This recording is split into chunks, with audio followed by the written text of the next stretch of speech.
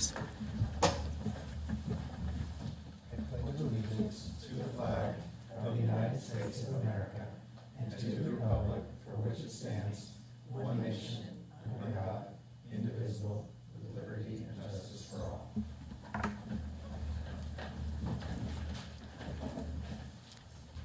All right. I want to welcome our new member, first of all. It's nice to have you sitting next to us. Thank you. Thank you. Does anyone want to move to adopt the agenda? I will make a motion to adopt the agenda. Excellent. Thank second you. it. All in favor? Aye. Aye. And approval of the minutes that we saw delivered to us last week. Are there any public comments? No, we have to approve the minutes. All right. Approval of the minutes? I'll make a motion to approve the minutes from July 8th, 2025, ZDRB. I'll second that. Thank you. All in favor? Aye. Aye. All right. Public comment on matters not listed on the agenda? Anybody? No, I don't see any hands. Okay. Let's move to the presentations. Thank you, Chair Miller. I am Brad Rolston, your town manager. I'm sitting next to Aaron Heacock, the planning and building director, and Brendan Kelly, who's been the lead designer for the Commons project. So tonight, we're providing a planning update. As you can see from the timeline here, I'll blow it up a little bit. We're starting sort of a week of outreach, and this is really an update. We're not asking the ZDRB or the town council to take any action this week. You'll see a lot of things, but you'll see beyond this week, we will go to the Measure S in the Park and Rec Advisory Group. We intend to be before you in November and December, likely, hopefully, ZDRB in November, Town Council in December, with what we refer to as the entitlements or the CEQA approvals. And so that'll be, really an important milestone. And then beyond that, we're looking at hopefully early 26 of coming before council to talk about options for funding and financing the building portion of it. But we wanted to take this opportunity to give a little bit of a retrospective in terms of where we've come, because we have new members, but also there's always people that are joining along the way. And so I worked with Brendan, and you may see this train metaphor that we are using to help sort of guide the process. And although it's, a little tongue-in-cheek, I do think it's a critical piece of explaining things. And I think, as we try to explain where we're going, there's all these milestones. And I think what you'll see, and it's this fold-out map here. And by the way, all of this is available on the desk and will be available on our website throughout the week. We will use these as documents throughout this outreach week to inform the public. And I think tonight's the kickoff to that. This is a regular meeting in the sense that this is the 5:30 scheduled meeting versus the study session that will be a week from today with the town council in here, which will be at 1 o'clock. You can see on this. The difference being, as this being a regular meeting, when Brendan's done with his presentation through the chair, we will take public comment. And the rules of public comment are you can come before the microphone and speak for up to 5 minutes and, through the chair, ask questions, etc. The study session, which was a format that was adopted by council a couple years ago, is, I joke I do the Phil Donahue where I walk through the crowd and hand the microphone to everyone so you can do that versus come to the mic. So there's a little difference in tonight, but you're welcome to come and provide your comments today, in a week, and anywhere in the week in between. And so tomorrow from 3 to 6, we will host an open house in Schmidt Hall. The next day, also starting in Schmidt Hall, we decided to do some focus groups. And those focus groups are based on the themes of mobility at 9 o'clock. This is in essence talking about things like parking or things like car share or things like, bikes and all of the things that go into moving people around the site and through the town, etc. Sustainability is more of a focus on things like energy and things, that could be, sustainability is always a big word, but but in essence, green things that people are interested in.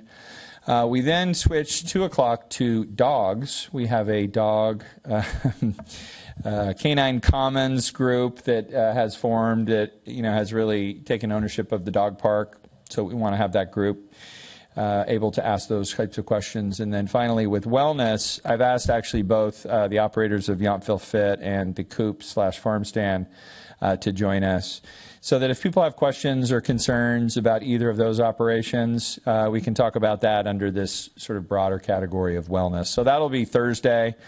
Those will all start in Schmidt Hall, and I think I told the clerk that if it's a small group, you can move over to the Schmidt boardroom. That might be a more intimate setting to have a conversation, like a focus group.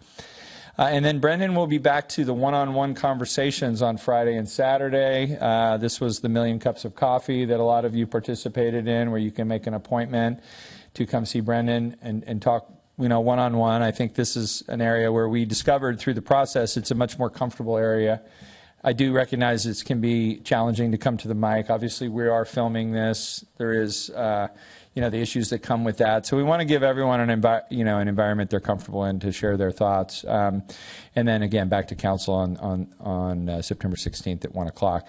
PRAC, and following, I think Thursday, and then the following week, Measure S, which is our workforce housing committee. And then I already mentioned that. So. Before we get to the train metaphor, I wanted to show just a quick, and Brendan's going to do this too, a quick clip. This is, you can see here, this is March 5th of 2024. So this is a year and a half ago, and this is just 90 seconds on when we made the decision to enter into escrow to buy the school site. So this is...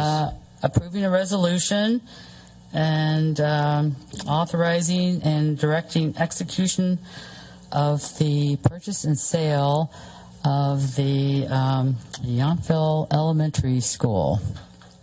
With that, Town Manager, you're going to start us off? I am. Thank you. Thank you. And as you see on the agenda, there's actually 2 staff reports. This is the first of 2 that will address the purchase and sale agreement related to the school site here behind me at 6554 Yount Street. It's approximately 6.83 acres. I know everyone in the town is very familiar with it. And just a quick history lesson in terms of the school was closed in 2020 by the district due to declining enrollment. The town and the district have been engaged in talks since that time, sort of off again, on again conversations. Prior to me starting in June of 23, there was a goal-setting workshop that the council had where you unanimously agreed that the school site was the highest priority. It was actually I think it was actually the only thing that got 5 votes at that time. And then more recently, in January of this year, we convened and we had our own goal-setting session, and that was reaffirmed by this council as one of the highest priorities in terms of how we prioritize sort of new initiatives. So obviously clear to staff that this is important, and we've been working hard to get to this point today.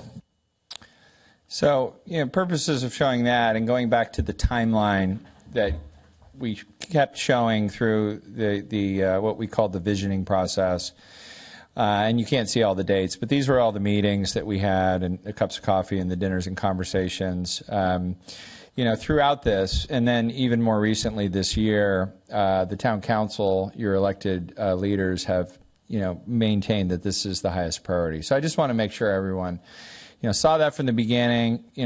Brendan's going to show, like when we adopted the vision, a short video that it kind of gets into some of the more detailed comments.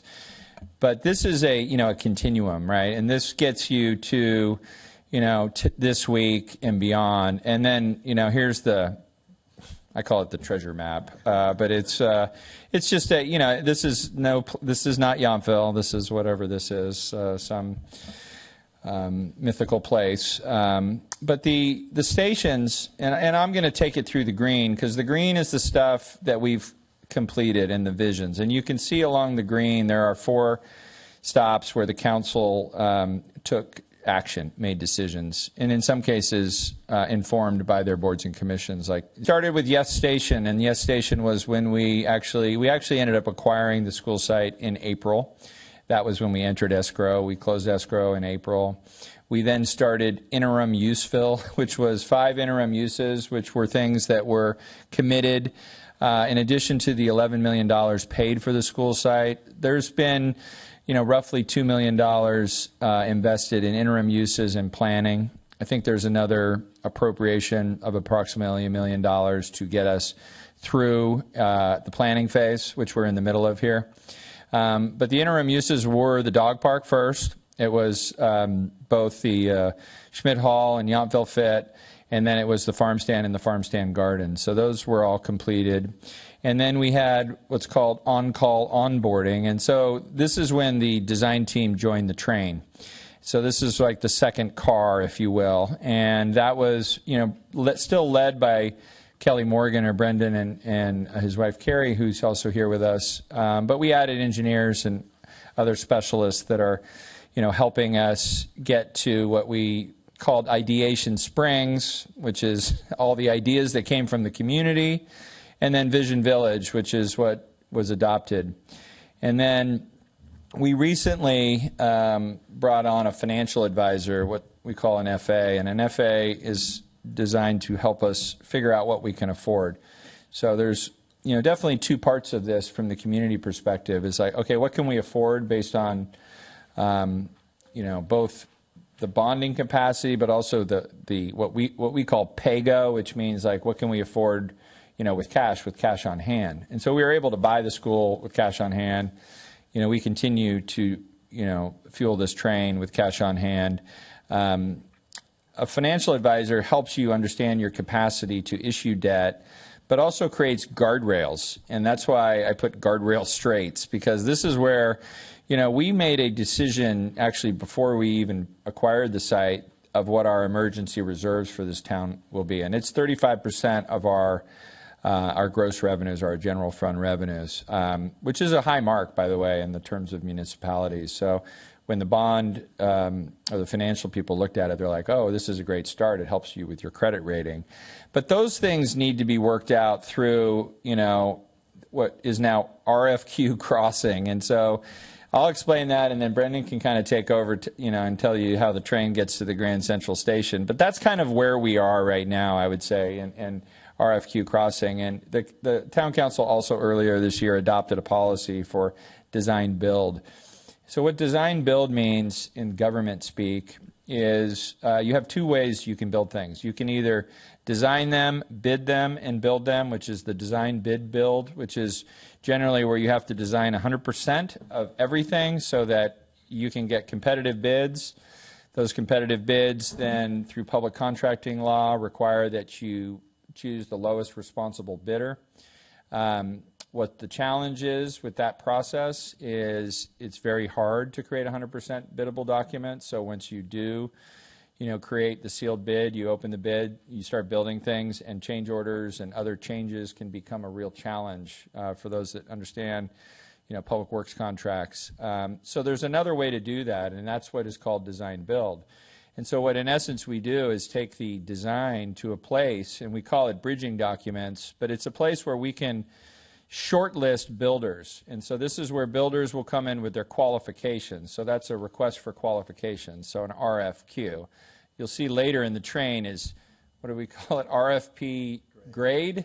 So an RFP is actually when they submit proposals. So what we're doing right now is just getting qualifications, and we're trying to shortlist a handful of builders that we feel confident can respond to the RFP.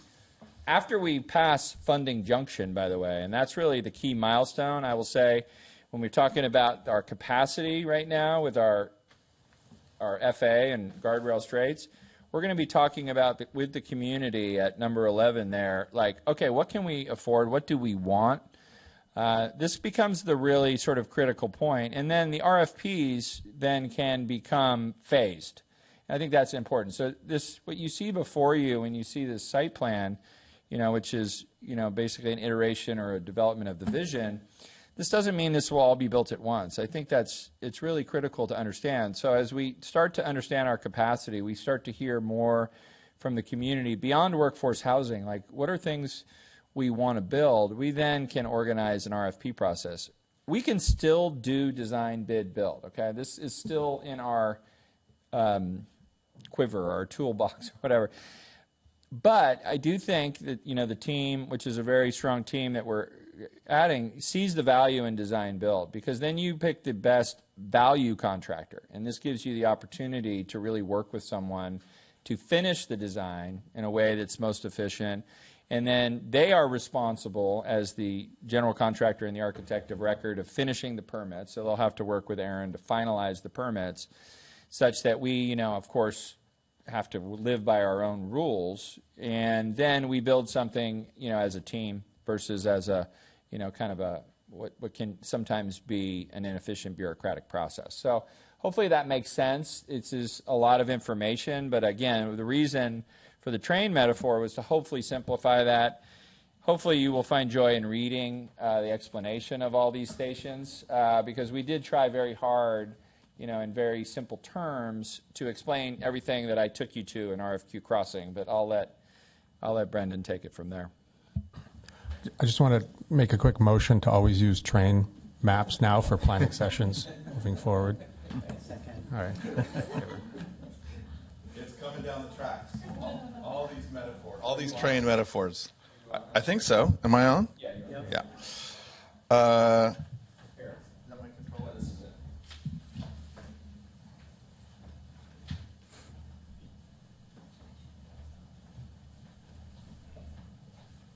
Good evening, commissioners. Nice to be back. I'm going to go quickly because I've been told to go very quickly. I'm going to go slower than very quickly. But I want to get to the public comments. I want to get to your comments. There's a lot to share tonight about the comments. This is the start. This is where we were 6 months ago yesterday. And it'll be a little longer video, but and possibly adopt a resolution that will direct the town manager to proceed with further designs, plans, entitlements, and studies based on a conceptual plan for potential development of the Yountville Commons site. So with that, Brad, I'll turn that over to you. I think one of the things I am most proud of is we stuck to the timeline.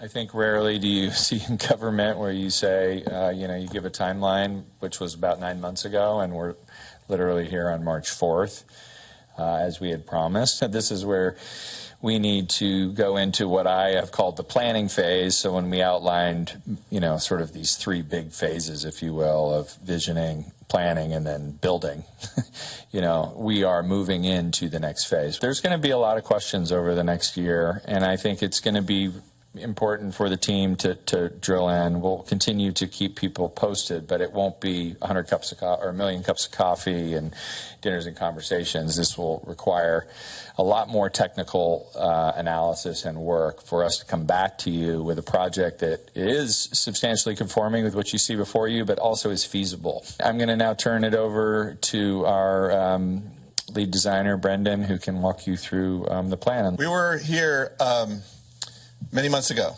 and it is a joy to be here today to get sort of at this milestone moment to get your feedback on this concept. This is what we said we were going to do when we first met with you. Don't harm things. We are going to concentrate on simple forms. There are no big projects and no specialized buildings for housing or for anything else like that. The form-based architecture comes through on this project. We're seeking to make a place, not a project. When people talk about how's your project going in Yountville, I'm the first one to say, I have no idea what you're talking about. We're just designing a really great place in Yountville, and Yountville doesn't need projects. And it starts, of course, with listening, and this is the result of a lot of different kinds of listening.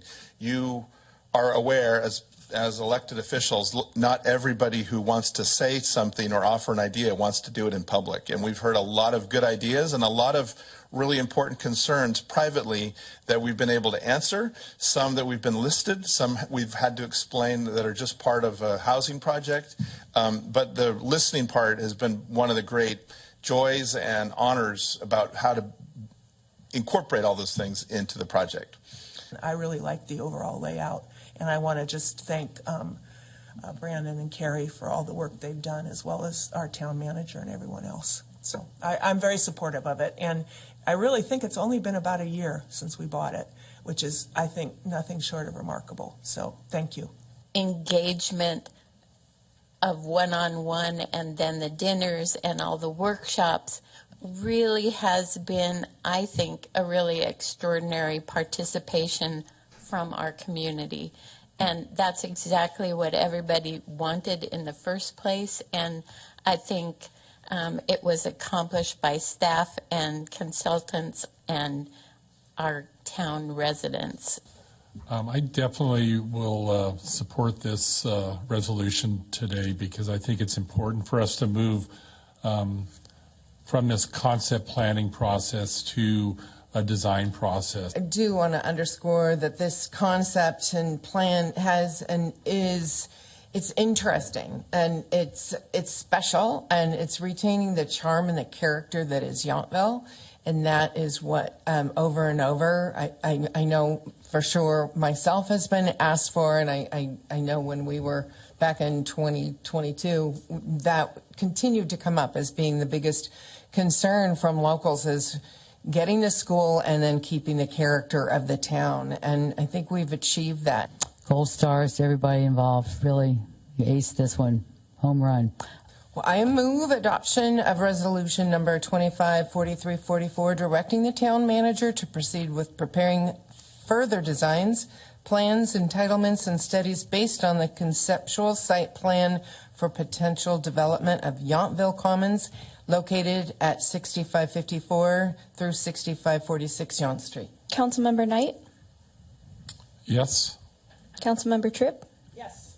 Councilmember Reeves? Yes. Vice Mayor McKee? Yes. And Mayor Mueller? Enthusiastically, yes. So thank you very much. That passes unanimously. Okay. So this train is moving, and mostly for me that helped, and I hope it helped you kind of regather where we were. And tonight, for the first time, really since that meeting, is the first look for you, appropriately, the ZDRB, at the development of this concept plan from last March. Again, I'm going to go quickly. I'm going to say it one more time. If you feel like it's going too quickly, please sign up for individual appointments with us on Friday and Saturday. Come to the focus groups, come to the open house. I have a lot of things to share, but tonight I'm going to go relatively quickly. There are three things that we want to convey. The most important part of the project, which is really the site and the landscaping and the open space. It is a 7.5 acre beautiful piece of land sitting smack in the middle of Yountville. And the most expensive part of the project, which is the housing and the buildings. Both have to be successful, and neither one can succeed at the expense of the other. And we're going to go through all of those pieces quickly in this deck. I'm not going to repeat what I said 6 months ago. It still feels like a joy and an honor driving up to Yountville, working on this. It is definitely a developed plan. You can see what you approved, what the town council and what you guys all looked at 6 months ago.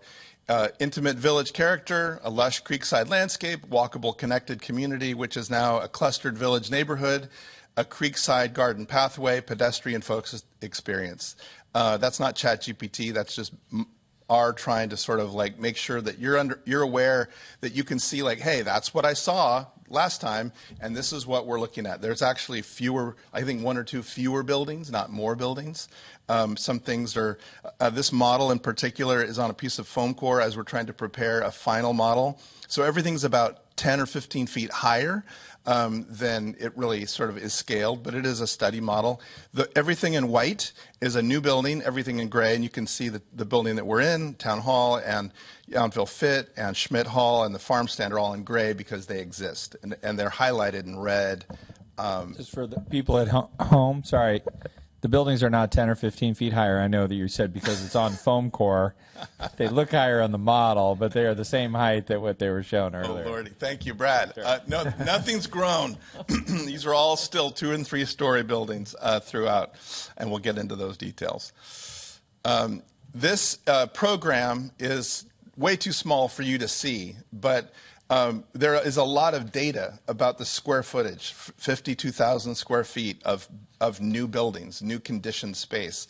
It's about 21,000 square feet of footprints. For a 7-acre site, it's not very big. You'll sort of see that in a minute, and you can see it kind of just looking at the white buildings on a 7.5-acre site in front of you. I'm showing this mostly to say that come to the appointments and the meetings if you want more specific measured information. That's definitely what we've been trying to do. Copies of what?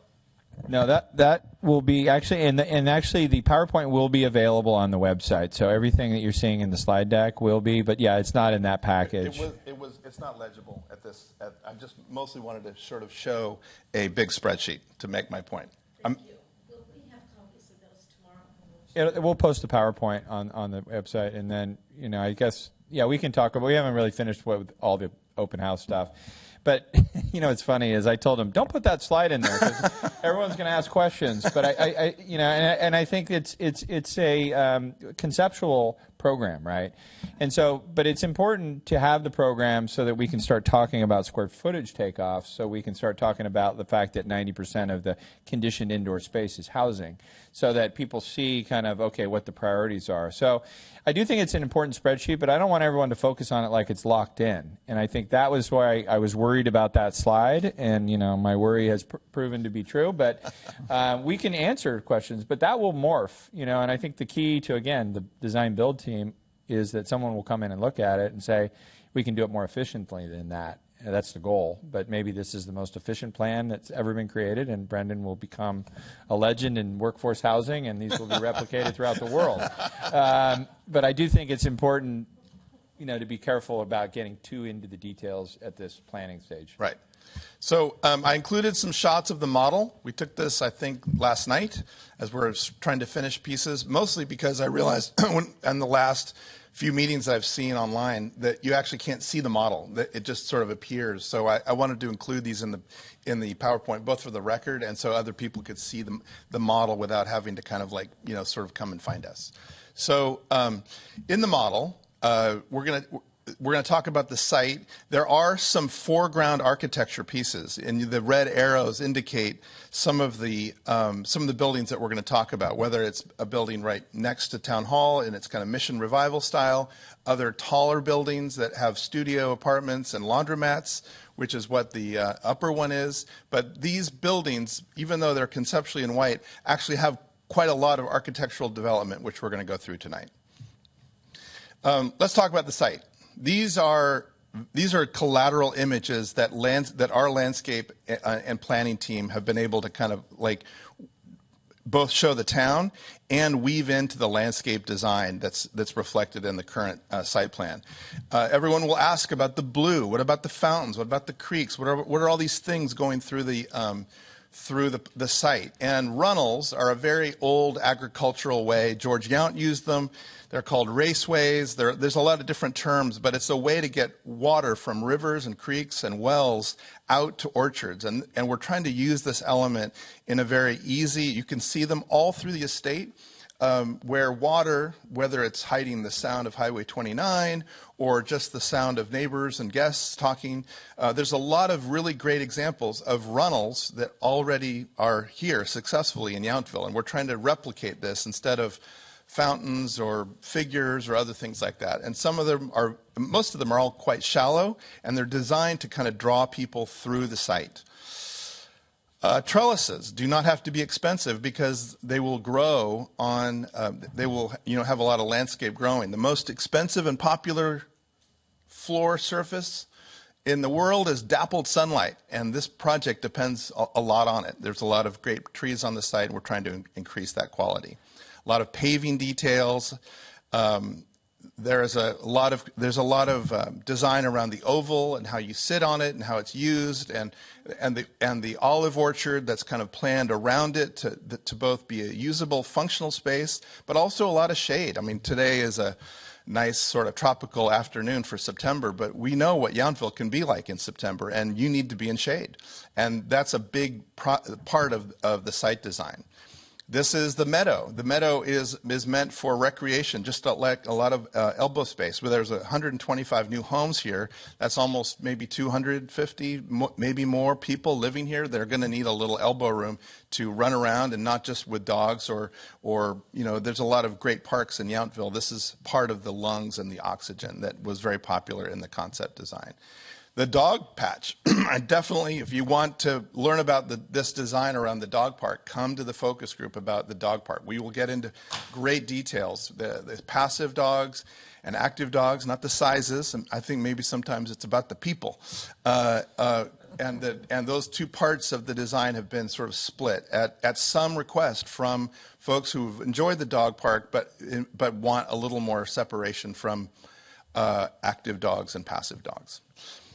The plant palette is largely already here with the oak trees and the sycamores and the pistache trees. We're trying to make sure that this doesn't look like some weird thing that happened from some other planet. It's supposed to be an extension of the largely native palette that's already here in Yountville. Pavers. There is less permeable cover in the design we're reviewing tonight than exists because of so much asphalted and concrete surfaces the school, any elementary school would do. It's not that they were horrible people. It's just when people were designing schools in the 1960s and 70s, they put a lot of asphalt down. And there is no asphalt, not even for parking lots right now in the current concept. Everything is permeable to the ground, much better for Hopper Creek's health and for the tree health. This is the street and the edges, whether it's on Yount Street or trying to make. I had a question right before the meeting started tonight. What is the guest house? The guest house is just more apartments. It's just more housing. It's more studios. We couldn't. The design wasn't to put all the housing in the back corner and let everything else kind of be something else. There's a lot of housing. There's 35 units along Yount Street in 2 or 3 buildings on the second floor and on the ground floor for accessibility. This is a section of the housing project that is mixed use, so that the town has the opportunity later to add a barbershop or something else that is a unmet local need that if the town wants. That's the way it's getting zoned. But in terms of its getting built, it's just more apartments. It's more housing. And if you don't like the term guest house, you can blame me because I came up with it. There's a lot of furnishings and materials, long tables. I think there's a couple of fire pits. There are no private backyards anywhere on this project. So that the park-like setting, and we tell a lot of people this is not a housing project next to a park. It's houses in the middle of Yountville's newest park. And everyone, it's not 180 degrees, it's just a 5-degree shift of reality of what the priorities of the town are and what's more efficient in terms of a cost efficiency and an enjoyable thing. So you don't have to take care of your backyard that's right next to a park. That's absurd, right? So we're trying to make certain that these outdoor spaces are inviting for residents and visitors and current, whether new or current. The parking groves, all the parking spaces, like the images in the upper right-hand corner, are gravel. You can see them all over Napa County. There's no reason that this project doesn't have them. We've been with commissioners and council members. This is not one of those places where you'll be able to park right in front of your house and walk in. That's not what this is. You're going to, like a lot of us have been to Asia or South America or Europe, you will walk some distance from your car. It'll probably take a whole minute. And it has a lot of mobility options, both shared cars or bikes or golf carts, but there are no structured private parking garages conceived of as part of this. But there is very easily accessible parking in the two groves, the north and the south, which are on the model. A lot of the water and the paving, there are no curbs in the design anywhere. Curbs are expensive, and they sort of separate planting from paving, and we're trying to bleed those edges in this concept, mostly so that it's less institutional and less, like a college or a hotel, so that plants, just like in your own house, go from paving to planting to sort of steps. While everything needs to really accommodate Chapter 11B for accessibility, everything needs to be accessible as people roll through, whatever levels of disability you have. Okay, we showed this, which is Catfiddle in North Carolina. Many people in our first open house said, "Hey, what's this? I like this." And I'm pointing to you to this basic, plain, metal-covered, simple structure. It has shutters. We didn't sort of go with shutters, but what this building really is the missing middle. And to be able to get the density, the 125 units onto this site, we need to get to the missing middle. We can't have apartment houses. Those are expensive to maintain, they're expensive to build, and it doesn't give the town any flexibility on how much and what phasing to build, because you can't build just a quarter of an apartment house with 125 units, for example, right? So the strategy here is to find one thing that you can repeat at a level that you can afford, both to rent and to build and to maintain. And this was actually, from the feedback that we received from town, a very popular model. And you can see, obviously, this could land anywhere in Yountville and be kind of a popular spot. The missing middle is not my term. It's a very popular issue right now under the 2025 building code. You get 8 units and a single stair, and that was really our model to use. And that is an example of what these white buildings are. That is 4 studios to a ground floor. Every one of those studios is about 320 square feet.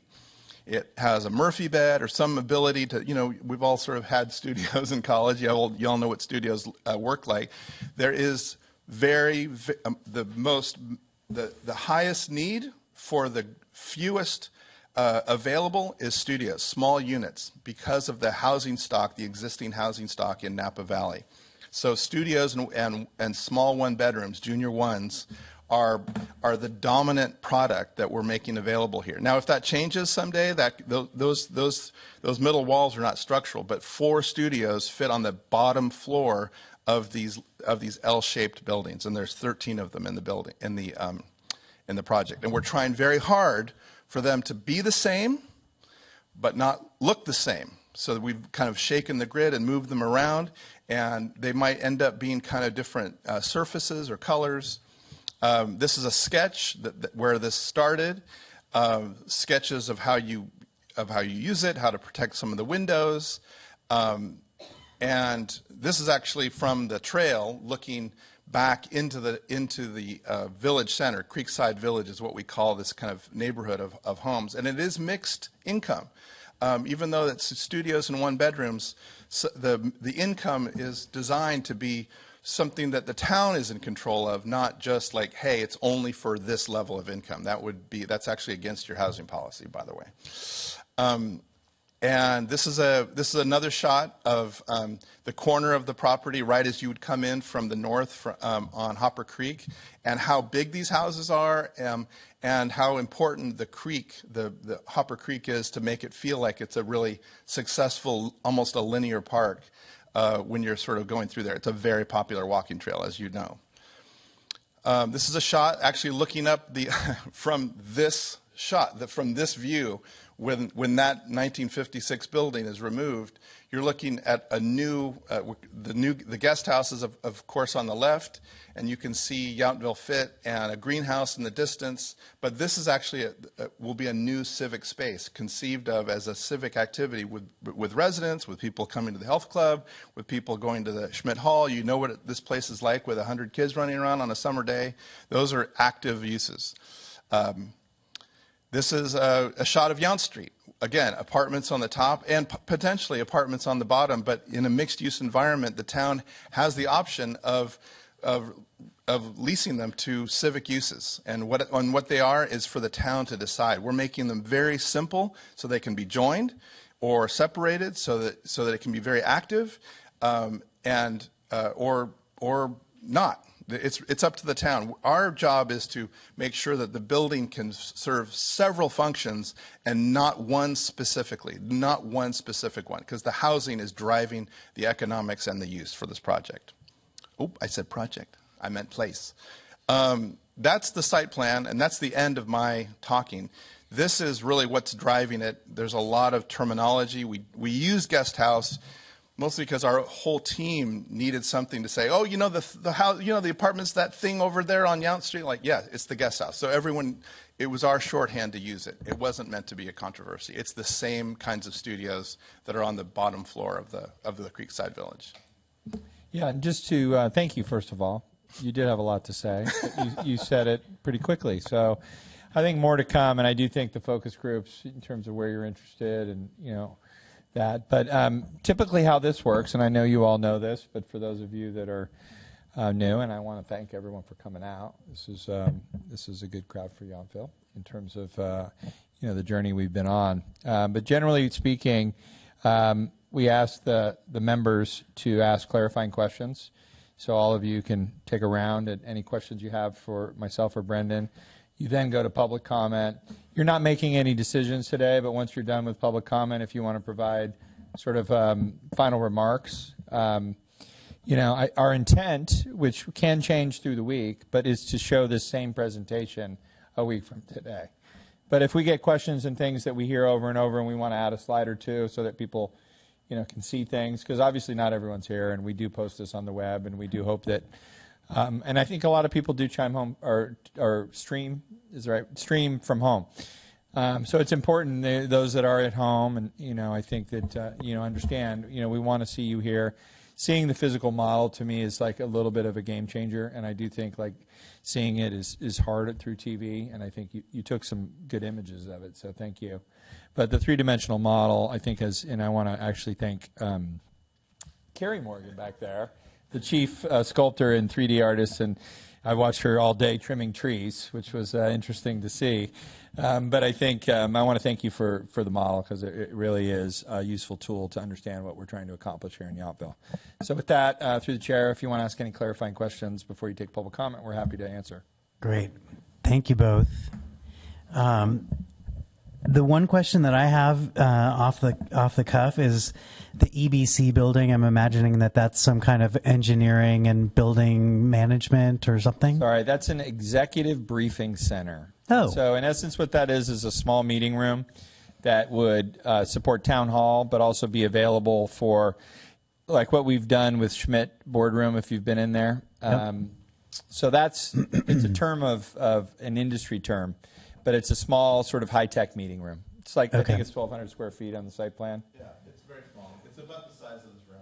Sorry, yeah. So EBC is Executive Briefing Center. Thank you. Are there any other questions? I had a question. Can we go to the North Carolina slide? Oh, yeah. Yes, we can. Because you just made a comment that I just wanted to. So I think I'll speak for myself, but I think I'm speaking for some other people. I think the reason that building resonated a lot with a lot of people is well, first of all, it's reminiscent of kind of a Parisian building with the attic apartments, but also the architectural accents.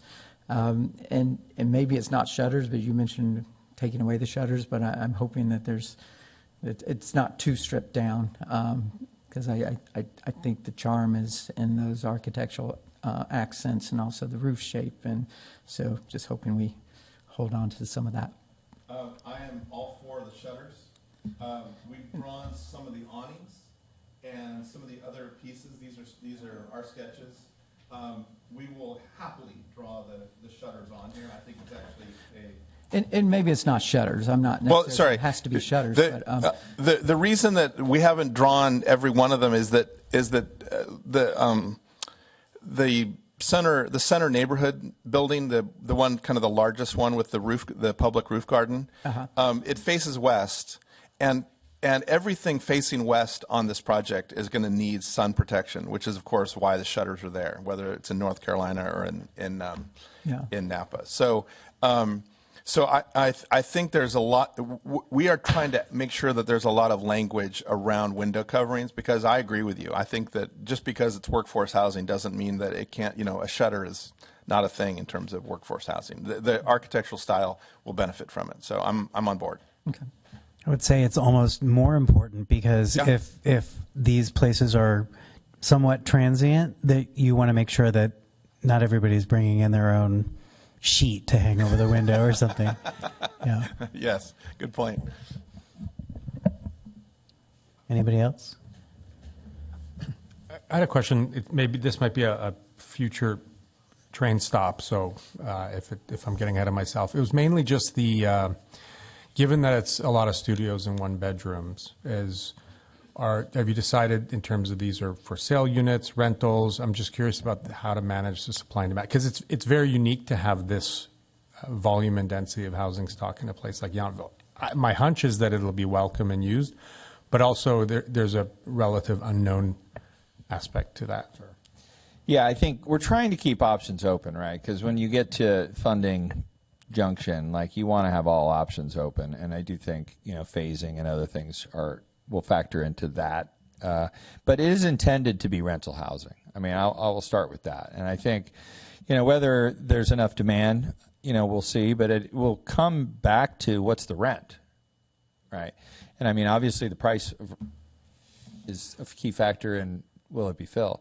Our goal is, of course, to build these such that the rents will be not only subsidized, at what we consider to be RENA affordability levels, which gets into a whole housing conversation, which we can do over tomorrow or the next day if need be.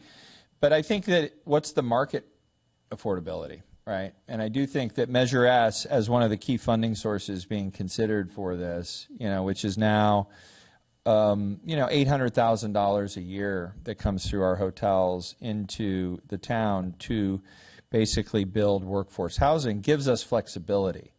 So we will work with those numbers, but I do think, I used to say this a lot more in my previous gig, where if people are looking for a place, especially when you talk about service workers and students and people that are struggling with rent, they're not looking to rent or buy. They're looking to rent, right? Because they need a place, and they got a job in Yountville, had a hotel or a restaurant. Most of them are commuting in, as we all know, from Vallejo or from Vacaville or from beyond. And this is a key issue that needs to be considered, right? So I do think, yes, many people could live here. We talk about service workers, students, seniors. This is not intended to be a family housing project. We have enough 3-bedroom, 2-bath, dwelling units in the valley. We need this, and this is what we need for the people that serve our town.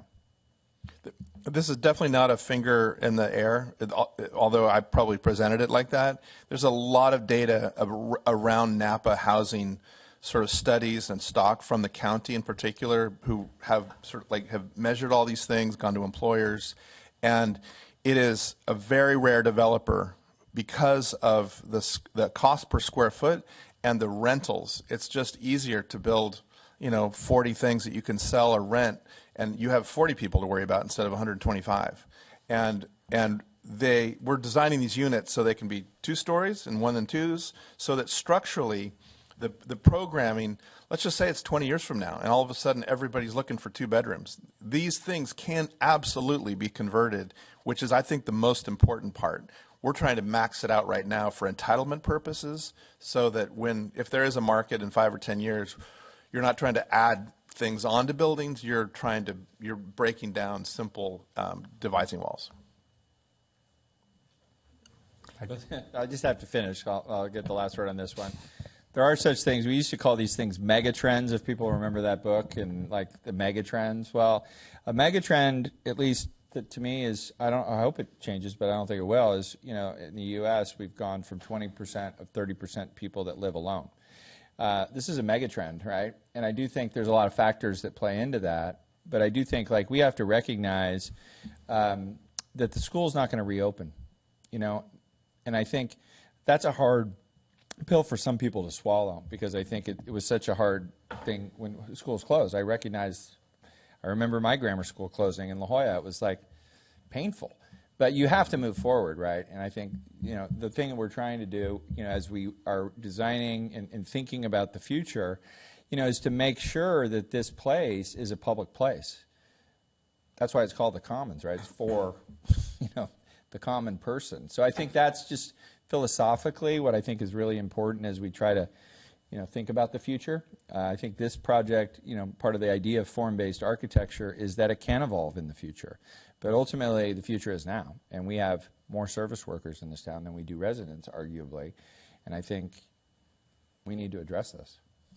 And this isn't me getting the last word on your last word. It's not my place to do that. No, it's okay. But you can finish up if you want. Well, I'll just share a quick story. When I graduated, my first job at a college was in Boston, and I lived in Beacon Hill, which is a really nice old neighborhood if you've been to Boston at all. And what's interesting is that over the 200 years that neighborhood was there, it changed quite a bit. They started as individual townhomes, but over, I think, in the 60s, 70s, and 80s, they started to get divided up. Not all of them, some of them. So you couldn't walk down the street and know which one was a single family versus which one's divided up. And it just so happened I lived in a studio on the second floor of a 5-story townhome. The top 3 floors were owned by a family who basically took the 3 top units and made it back into a family, and then the bottom 2 were studios. So I experienced that hybrid, and so you build a building, you build a neighborhood, you make it something that people want, and then life will take its course. So I think it's interesting to be on the front side of something like that. Yeah, I have a comment on the workforce housing and the multi-ownership possibility, that I think when you have workforce housing, you have to expect you're going to have more than average turnover because they're young people that are doing interim jobs for summer, interim jobs before they start a university.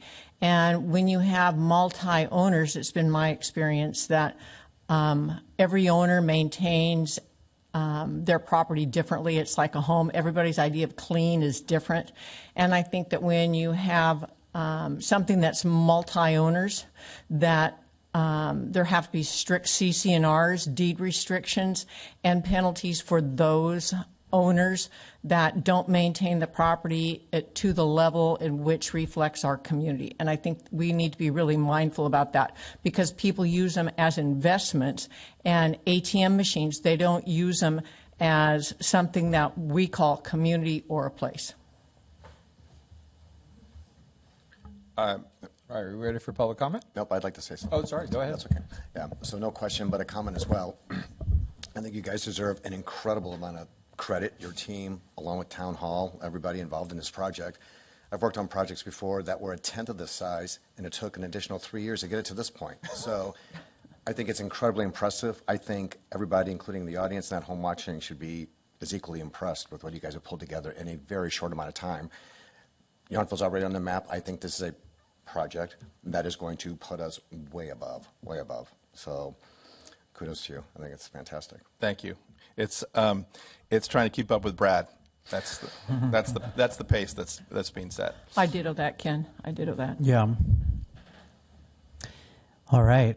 Are there members of the audience that would like to speak on behalf of themselves or others? Anybody? Come on up to the mic if you'd like to speak, if that's all right. We can bring it to you if you're unable, but or we'll see you later this week. In some. Oh, here he goes. Everybody looks a little reluctant, so I'll just start off. Good job. Thank you. I always have questions. Right? Yes, you do. Kimberly Cook, Yountville. Just a couple questions that come up. Little confusion over, are they all going to be rentals? Because some people were talking about multiple owners. I can answer. You want me to answer that? My understanding, what I heard from the presentation, was that they're starting out as rentals. Yeah. What I heard from my cohort was that if there's ownership involved, there need to be clear CC&Rs. But I think that the answer to that question from presentation, if I'm incorrect, is starting out as rentals, correct? Yes, let me clarify. And I think it's an important thing for the town to understand the strategy that is being put into place. Even though it looks like one big 7.5 acre parcel, it's being entitled as 18 parcels, much like a subdivision of a neighborhood. And it's not because the town is looking to, all right, we developed it, let's sell it off to the highest bidder. The idea is that in 5 years or 10 years or however phasing happens, that there's great control the town can have over institutional owners or other kinds of agencies in town, other things like that. So there's a lot of flexibility in terms of the ownership of the land. But in terms of the development and the concept, it's not multiple operators or multiple owners. It's only one operator who has one set of rules, and they're going to be pretty strict if I understand, what I'm going to call the Yountville vibe. So it's absolutely rental. That's the question. And the multiple owner piece is that there are multiple parcels to own the way that it's being entitled. Brad? Just keeping options open, I guess, is where I'm hesitant to give a hard answer. But the answer I gave earlier to me is the right one. The primary focus is for workforce rental housing. There has been talk about, what some people refer to as value transfer, where, what if we sold 2 units or sold 2 parcels that then could generally subsidize the lower income stuff. Those are options that I don't want to take off the table, but I do feel like I'm confident, through a phased approach that we can develop this, and we can talk about ownership, but not from a control standpoint, from a funding or from, there might be a business in town, as an example, that might want to lease 8 units, right? So, okay, we'll figure that out economically rather than forcing maybe someone who wants to do something to build workforce housing. Okay, you can fund workforce housing, but under the control of the town. So I do think that gets into an ownership question, and the strategy of having 18 parcels, which is what you'll see when we get to the CEQA station, I think we call it. When we get to CEQA station, you'll see that each of those parcels provides flexibility for ownership. But it's really, in my mind, for partnership. It's not like we're just going to sell off a parcel so we can raise money to build a building. I think that would be irresponsible. But I do think opportunities, as long as it's meeting the objectives, the mission of the project, or something I don't want to say no to at this stage. But I think, you hear what I'm saying. I'm trying to create flexibility. I do. Okay, thank you. Sure. I know we're not talking about cost yet. There's a lot to like here. It's amazing.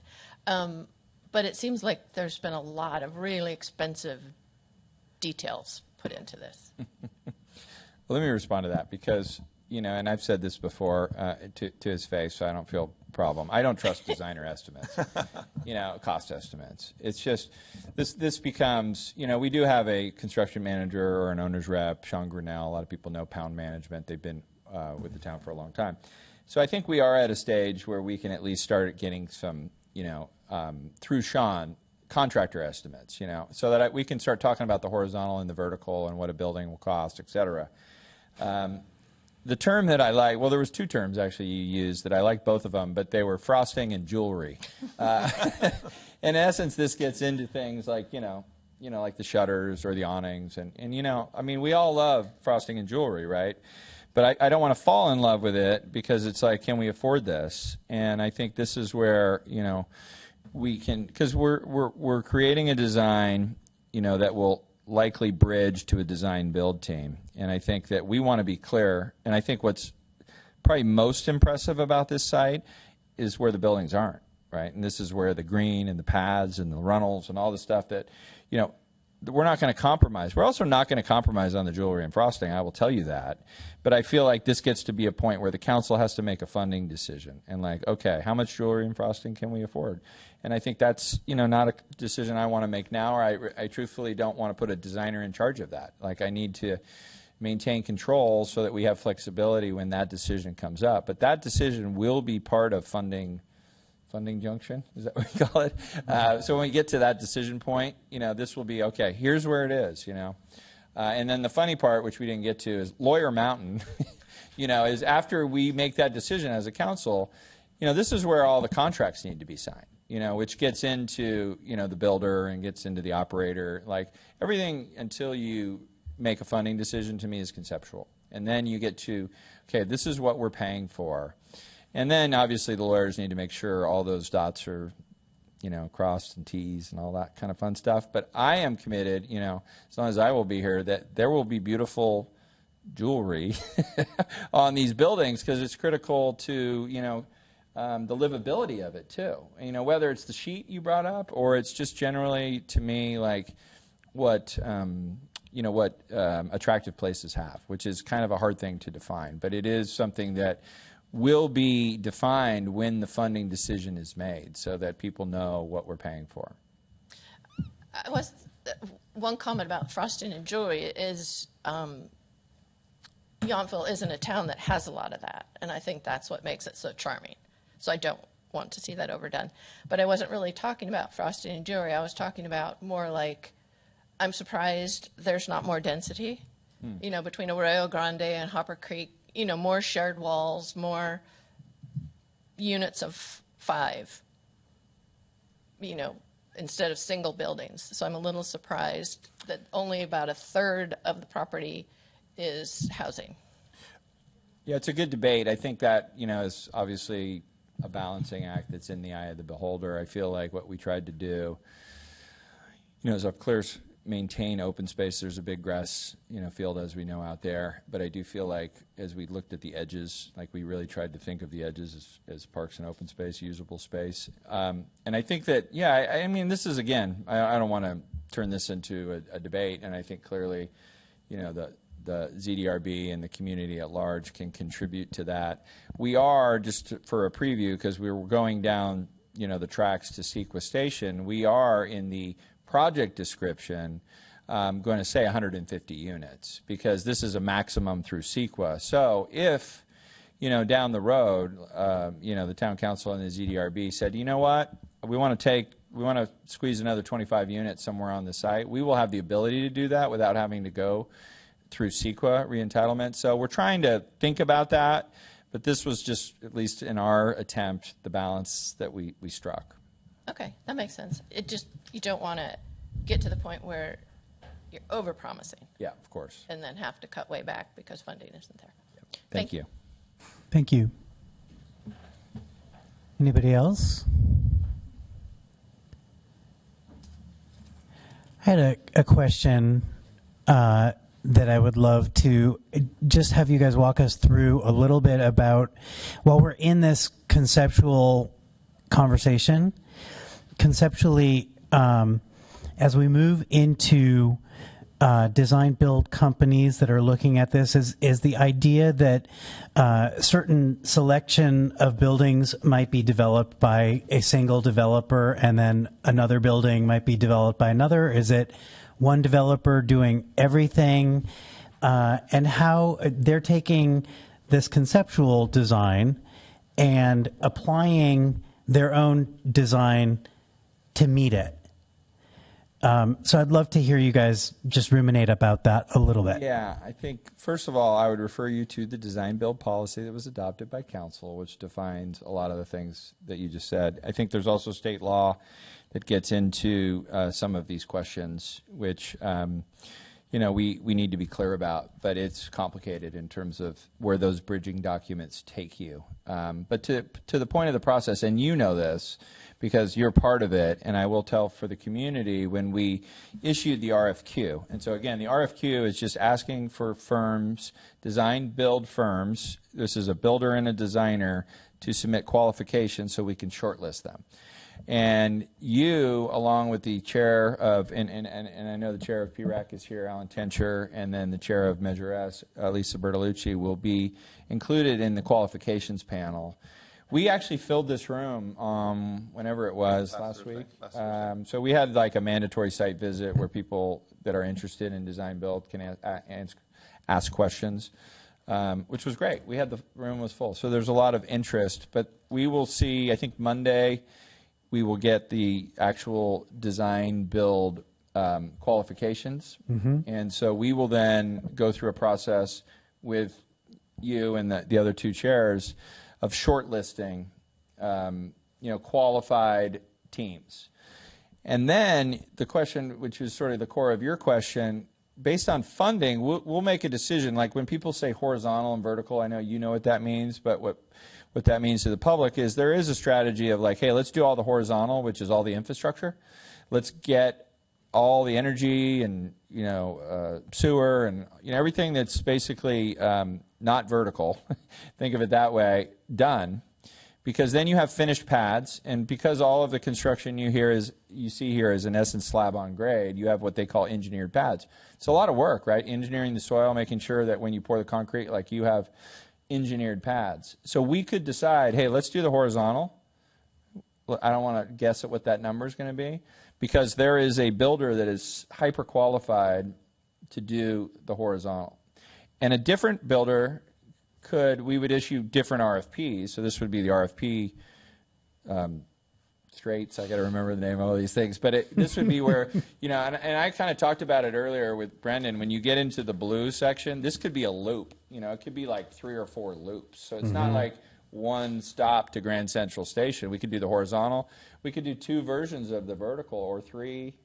There's a lot of ways to slice that up. And I do think there are certain builders, and for those of you that hopefully have appreciated the fact that we did a road, Washington Street, in like 3 days, this past week.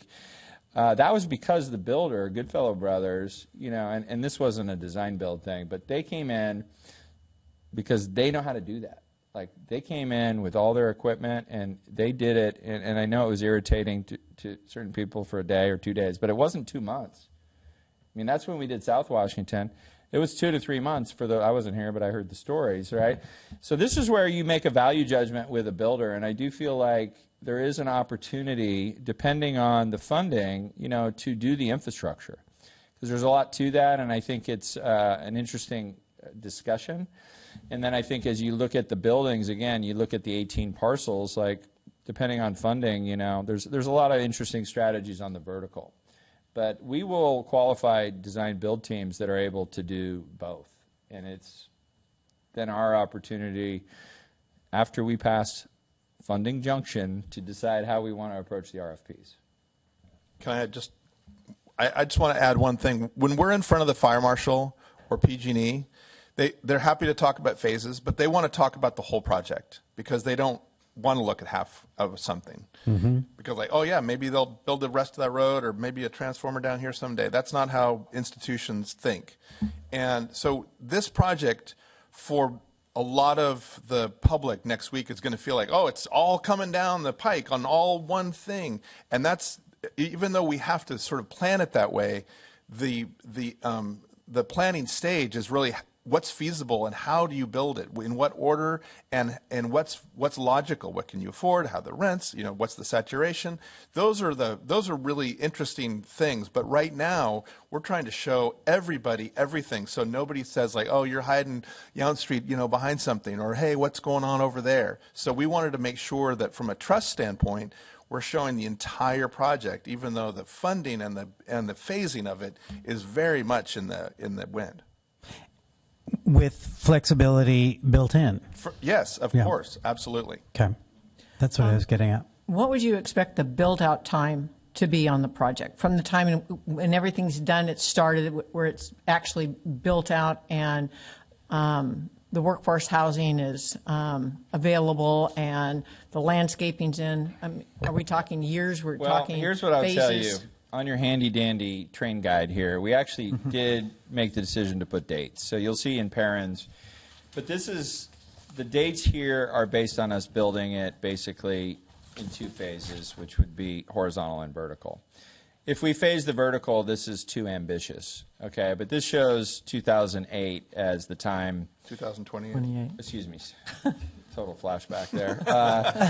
2028, where we would be able to, again, if we did it just in those 2 phases. So, this requires that, obviously, the council, makes decisions at all the decision points in the front. So there's a lot that goes into that. So I hate to be presumptuous, especially with the council, because there's going to be these value judgments that are going to have to be made based on, what are all 4 trains of the, or 4 rail cars of the train. And I think, I just think it's doable. The construction, because it's slab on grade, and because, the other thing we didn't get into, but when you look at 2 of these buildings, you'll see there's sort of or not towers, but there's elevator cores.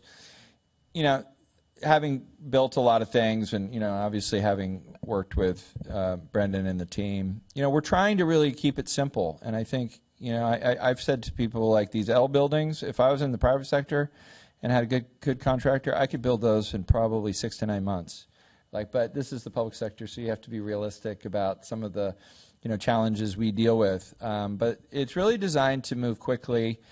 But I also will just keep emphasizing flexibility as it relates to funding and phasing. And I think that what you see here, it was another thing I was reluctant to, just like the program sheet where I said, do we want to put dates? Because then people see 2028. Okay, everything's going to be done. When do I move in? Can I get on the waiting list? Those are the questions you get from a certain demographic, and I don't want to overpromise. So, that's the answer, but just understand the flexibility and the phasing is a huge part of giving that answer.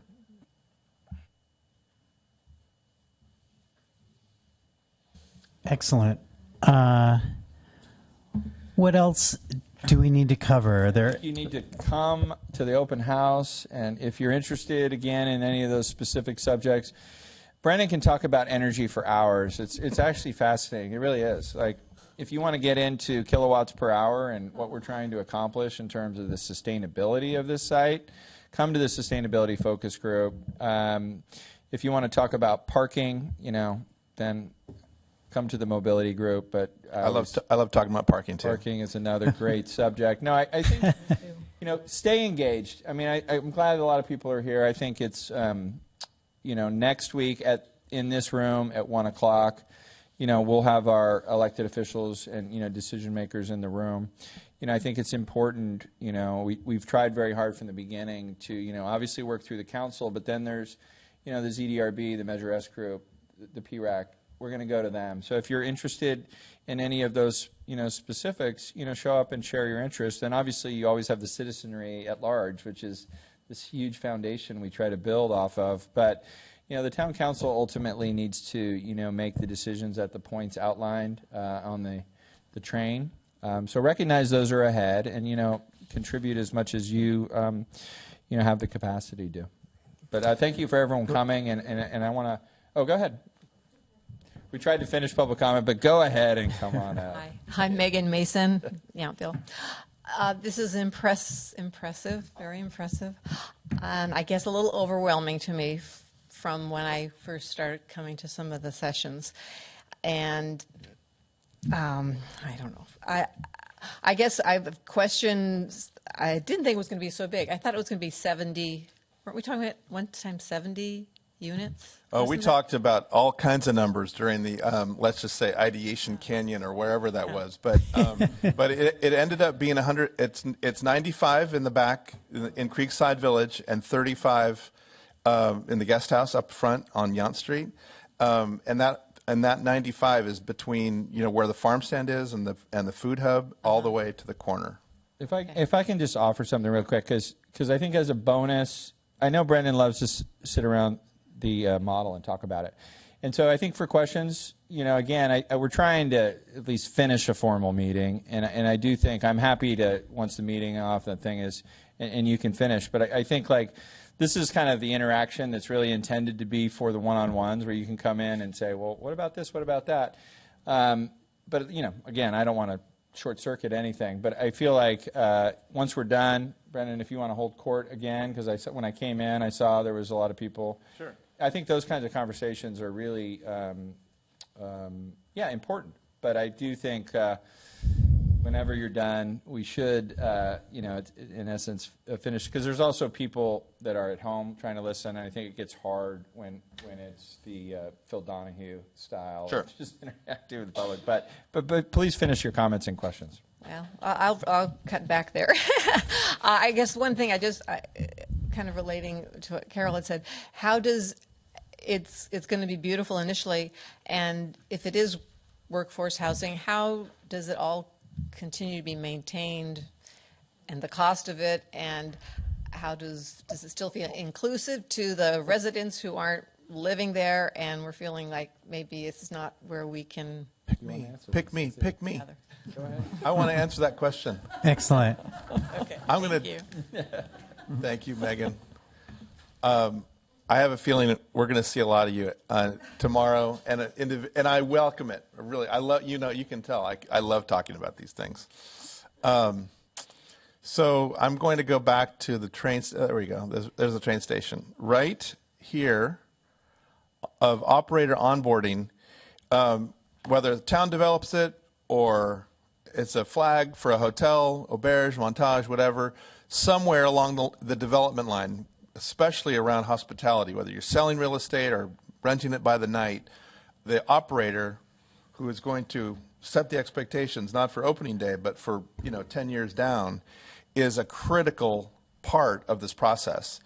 It doesn't matter if it's town-owned or you've partnered with a housing developer, somebody needs to operate it. The goal is to find somebody who will operate workforce housing at a lower rate than a higher rate, because you get to do more for more workforce. So this stop up here, operator operations, is the answer. That's when somebody can all of a sudden arrive who knows exactly what to do when all of us have gone and you're still here and you're wondering, like, how come they can't put the garbage back, or all those how come the bikes are everywhere? All those are really good questions. It's the reason around public transit and public housing. The rules and the enforcement of just basic rules are a big part of the success.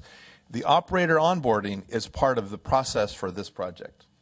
Yeah, and I'm happy to keep going, but let me try to get last word. But I want to finish something that, because I worry, again, when you say certain things and then people hear them, and I have to respond.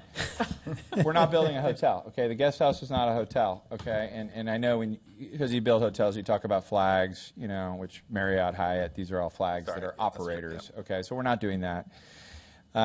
I said bringing us all the way back to Station 1, and if you listen to that whole meeting, and by the way, we're going to post the whole meetings. It's 13 hours, by the way, if you want to listen to it all. So for those Alan Tenchers, which I do thank, he was in the room probably for everyone. One of the things that was said in that meeting was when we bought the site, we bought control. And I think control is this weird word, like it's power and control, but I think what was meant, by people that said that is we will own the site as the town. This will always be my recommendation. We can partner with people. We can do things like Yountville Fit and do things that, to me, are in the benefit of the town. But we aren't going to sell the site so that we lose control. And I think this gets core to the issue. And as long as I'm here, that will never be my recommendation. So I think we can talk about operating or onboarding, which is key because it's really property management. But I do think that when you look at that, my goal would be to have someone, this is by the end of the year, that we are working with, but we actually wouldn't sign a management contract till we climb Lawyer Mountain. Okay, so this is like we need someone that we're working with that can help us with the pro formas, help us talk about how it's going to be operated, because the town won't. I mean, we can maintain the landscape and do everything because you've seen what we've already done to make it a much more beautiful spot. But I think we will work with a property management firm because we're not going to. I'm not going to, run a housing development. This is not core to the town's civic duty. But we will have a property manager that understands what we're trying to achieve. So I just want to get us off the hotel thing. Sorry. The guest house is not a hotel. I do a lot of hotels.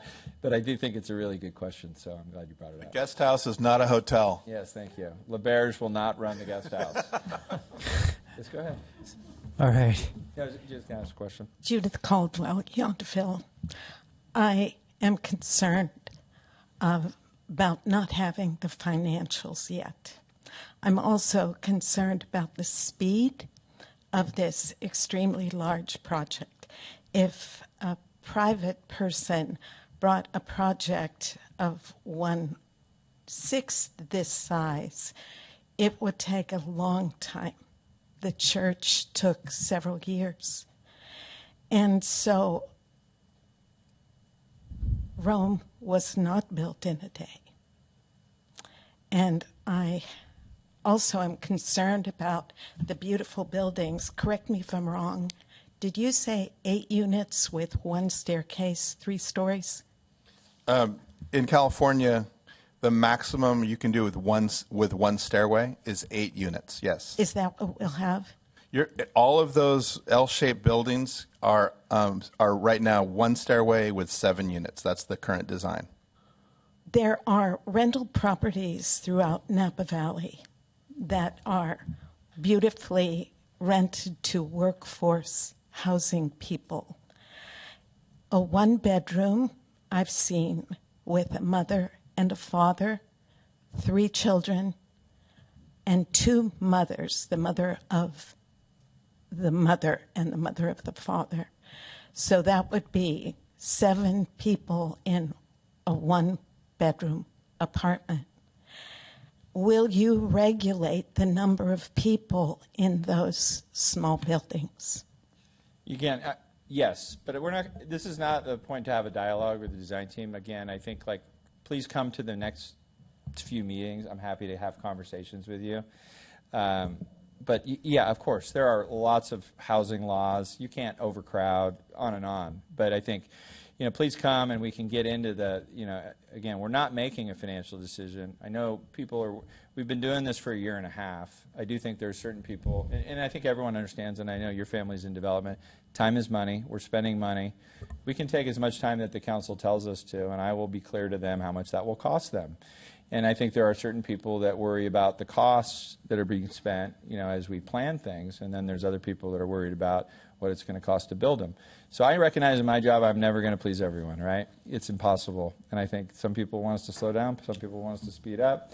I'm trying to take us at a pace where the council can make those decisions, but we will follow every law that are required to, and I do feel like there is so much to housing law that is something we could have a housing focus group if we chose to. And I'm happy because I ran a housing authority for 15 years. I can talk about it, as long as you want to. And I think what we're trying to do is what we said today. Trying to create flexibility. We're trying to move this train down the track so we can keep making progress. Because what you see too often, hopefully everyone sees this in government, we run in circles. And then all of a sudden we start over because something different happens. And then I think the fact that the Planning Commission, ZDRB, is sort of acknowledging the progress. This is just a progress report. And I think it's an important point in time where the community can see what we've done. And I think I want to hear from everyone. This is an earnest sort of plea to come out over the next day and have this conversation. And then, in front of your elected officials a week from today, please do it again so they can hear directly from you. And if you have concerns, I know that I will do my best to explain things, but there is we trust then that this ZDRB and that our council will, with a fine-tooth comb, go through every design point and every financial element that's necessary for this project so that the people who live here and work here can move forward with great trust. Yes. Thank you. You're welcome. Thank you, Judith. Okay, I would like to make a plug. I've been to some of your meetings and the dinners, and I think they're a really, really incredible forum for people to presence the concerns that they have about the CCNRs or about the density or about any of the different myriad subjects that come up in this process. And I think what I've experienced is that Brendan and his team are really good at listening and adapting and relating to those issues. So I feel strongly that the more people that come out and the more our voices are heard, our community voices are heard, it's just going to make a better project, a better place. Sorry. That said, we do love a crowd at ZDRB, so please come to these as well. We do. All right. That having been said, there are no administrative items for us to discuss. And do we have a staff report? I will just make note that Ascent Environmental, who was the consultant that prepared the Regional Climate Action and Adaptation Plan, will be presenting that draft plan to the Town Council next Tuesday at the regularly scheduled meeting. And the public comment period for that draft Regional Climate Action and Adaptation Plan ends at the end of the month. So it's important for everybody to tune into that. That's all. Great. Thank you, Aaron. With that, does anyone want to move to adjourn this meeting? I make a move to adjourn the meeting. I second. All right, all in favor? Aye. Aye. Aye. It's unanimous. Thank you. Thank you. Thank you all for coming.